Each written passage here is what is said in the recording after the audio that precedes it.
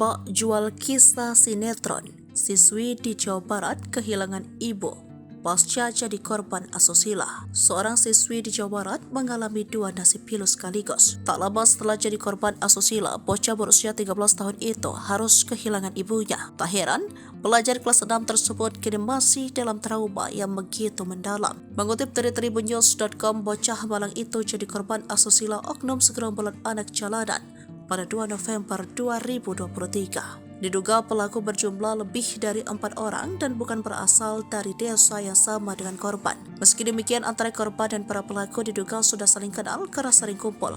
Korban tidak langsung bercerita ke ibunya terkait perundungan yang ia derita. Namun, namanya orang tua sigap mengetahui perubahan sikap pada korban.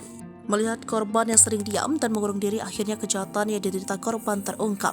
Para pelaku rata-rata usianya masih di bawah 20 tahun. Mengetahui hal itu, ibu korban langsung syok. Kasih pemerintah desa tempat tinggal korban, Aswanto, mengatakan ibu korban yang syok mendengar kabar itu akhirnya meninggal dunia. Sang ibu tak kuasa menahan kesedihan, padahal ibu korban tidak memiliki riwayat penyakit apapun.